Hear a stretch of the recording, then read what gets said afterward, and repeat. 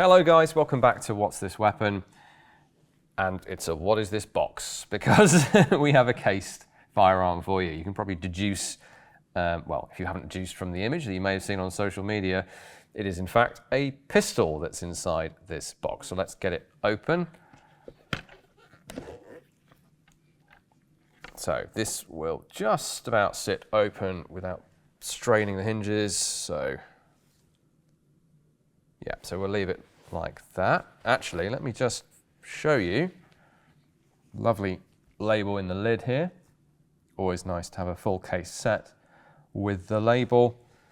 And that reveals right away the maker of this piece before I get it out and assemble it, which is Henry Walklake Mortimer, that's what HW stands for, who was gunmaker, as it says, to His Majesty, based at Fleet Street in London. So, English maker. The design, though, is not his, and it's quite a bit older. So here's the main piece from inside this case, and you can see already it's missing the barrel, so we'll put that on in a moment. It's already pretty substantial. Now, the barrel is a little awkward to get out on this thing. There isn't a cutout for it. I don't want to damage the lining. There we go. So it's a fairly hefty browned and iron twist barrel. You can see the almost water pattern there that's been brought out with etching. And you can also see the profile of it narrows right down in the middle and then flares back out toward the muzzle. Now that's a weight balance thing. That's done quite deliberately. And then we have the faceting. You see the threading here, obviously, but then the facets. It's an octagonal barrel. It is smooth bored. And we have a folding sight, which is a little, well, it's very loose now, to be fair. But let's get these together because it's kind of a bit weird when it's not together. We'll gently start that off, screw it on. So actually it's much bigger than the case, and it's a sort of takedown pistol. So that actually over-centers very slightly, probably through wear. So I will just cinch it up so it's not going to become unscrewed. And again, we have on the barrel HW Mortimer and the address, just so you don't forget who's made this wonderful piece. Lots of decoration. There are stands or trophies of arms. So there's a big one on the top plate. This is a form, I guess it's a form of box. That decorative motif carries on throughout. So there's a trophy of arms on the side plate tail as well.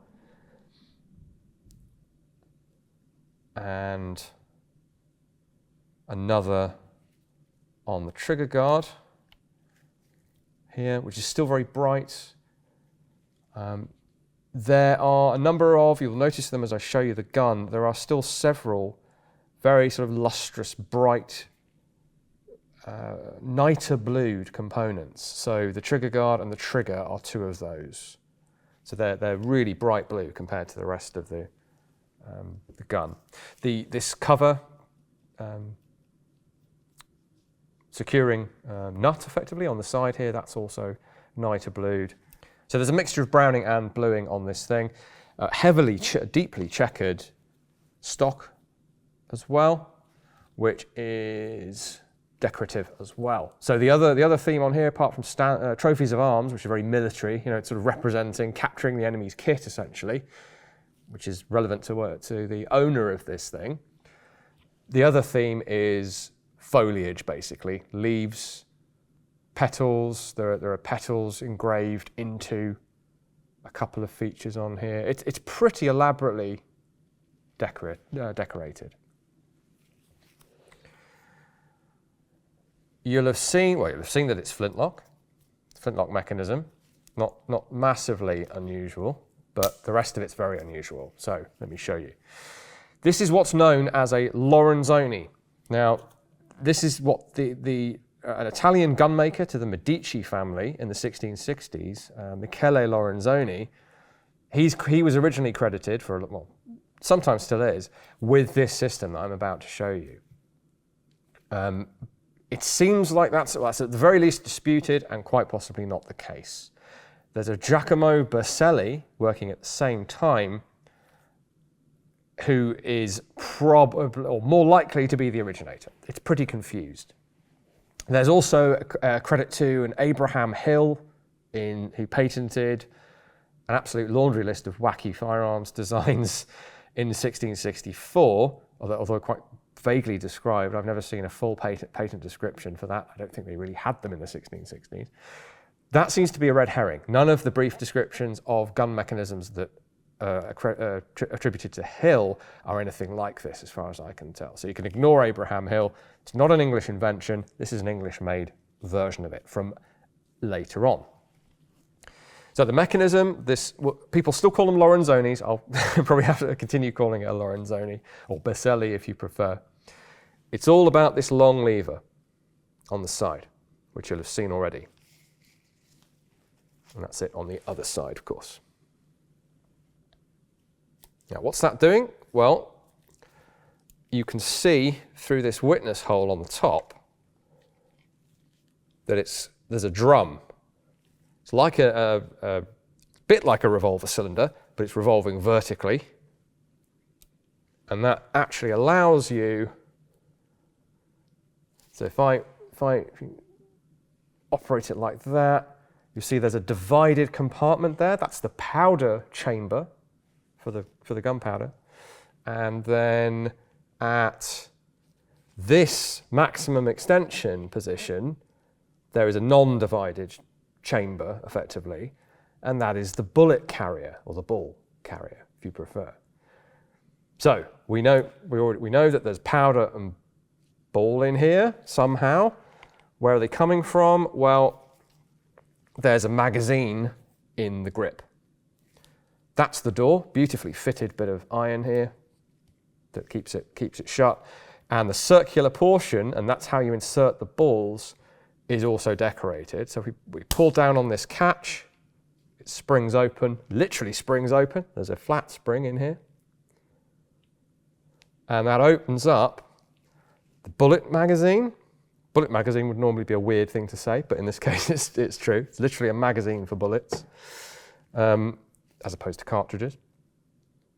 And below that, and you can make out the tubular nature of the bullet tube magazine above, below that is your powder chamber. So you fill that full of powder, you fill that full of bullets, and it takes 7 balls, and you close that up, and it latches shut, or it should do, to be a bit gentle with these things. There we go. So how the heck does it load those two aspects, and how does it prime the pan? Well, I think the very first of the Lorenzonis don't necessarily prime the pan, but this does have a magazine frizzen by this end of the 18th century version. So this one, a lot of them in fact have this. This is also sprung. Flip up that door and you prime with a finer grade of powder your pan. Except you're not priming the pan, you're priming a priming magazine. Close that up. Now you're ready to go. And the way this works, I'll try to demonstrate it for you. You'd have to point it downwards for gravity to drop a bullet into the bullet conveyor and powder into the powder conveyor. And then what it's doing as you rotate it, so imagine this is pointing toward the ground, but I need to be able to show you this. So it's offering up those two conveyors to those magazines behind. Gravity is dropping them in as you rotate, and as you come forward again, it's depositing the ball into the chamber here and positioning the powder magazine behind it. I hope that makes sense. I don't want to attempt to take this apart to show you in detail. But at the same time, if I give it the full turn, all the way to the rear, it is putting priming powder into the pan, closing the pan, cocking the cock, and then it's dropping the bullet into the chamber and positioning the powder chamber behind it. So this is a 1660s Winchester, basically, or volcanic pistol if you prefer. It's not the only one. The Kalthoff repeater is about the same time, in fact a little bit earlier, potentially. And that definitely primes the pan right out of the gate as well. So you do have, the vast majority of firearms are much slower to operate. The Kalthoff and the Lorenzoni, or the Berselli if you prefer, are true repeaters. Some of the firearms we call repeaters require more than one action to get them ready. This is literally just cock it and fire it. Albeit it's quite a long arc required. All the way up to there. That's actually at full cock now. And then all the way back to here. But it's just so impressive, technologically speaking, and so beautifully made and decorated. It gets even better than that, though, for us. As a museum, of course, we always love a personal connection. And we do actually have a ducal crown, or coronet, I think is the correct term, with a dragon's head and flames emerging from it. So you'll sometimes see these escutcheon plates and they're blank, or quite often actually blank. This one is not only full, but it's also quite nicely pierced. Imagine the amount of work required to carve these segments in negative space to let in this silver plate. That on its own is a lot of work.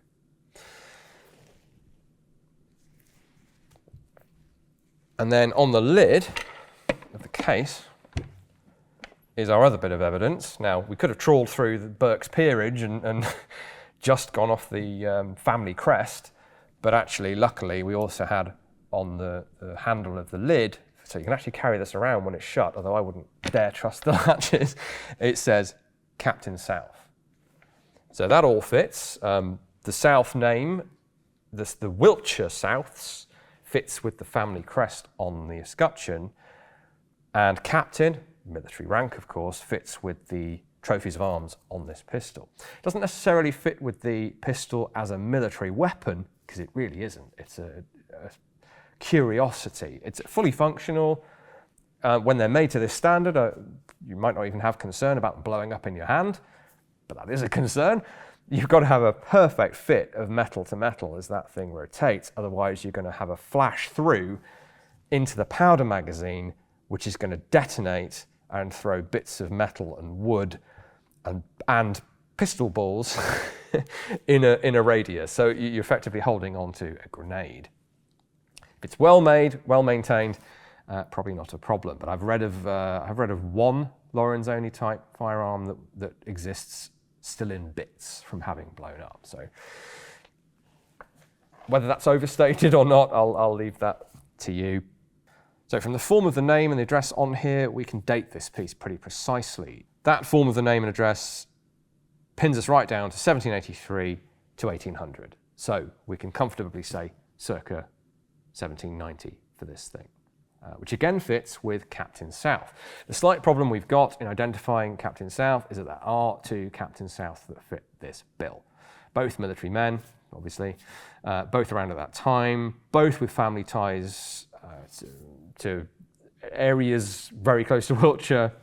So this is either Captain James South of the 52nd Regiment, who are an Oxfordshire sort of local regiment, or there's also a Captain Thomas South of the 5th Hampshire Militia. So neither of those are Wiltshire, but they're nearby. It's pretty much got to be one of those two guys. There are no other candidates. The Oxfordshire Captain South, I found a bit of information about him. He was a founder of a chimney sweeps charity. He held dinners for them and sort of looked after their interests. Died in 1834. We don't know much about the other chap. I was pretty convinced when I did the research for this that it was probably the Oxfordshire Regiment, the 52nd Regiment Captain South that we were looking at, just looking at age and how long they were in and that kind of thing. but we can't be 100% sure. So there's a direct parallel for this pistol, same maker, same design, that actually belonged to Vice Admiral Horatio Nelson, and that's in the Metropolitan Museum of Art in New York. These things tend to be owned by well-off peers of the realm, that kind of thing. Extremely expensive bits of kit, obviously. The number of man-hours involved in making these things. So in terms of, I've sort of already said that it's not really a military pistol, but what would you carry this for? Would you carry this? Well, effectiveness-wise, it's in modern money, as it were, .52 caliber. So it's pretty meaty by our standards anyway. The tight fit in the bore, so that the ball sits in the chamber and is slightly smaller than the chamber in front of this revolving cylinder, so about here. That means it's going to slightly, what we call swage down into the bore. So that's going to make it a very tight gas fit. So you're going to get maximum power out of your, admittedly, relatively small powder charge. I haven't tried to measure what the powder charge would be on this.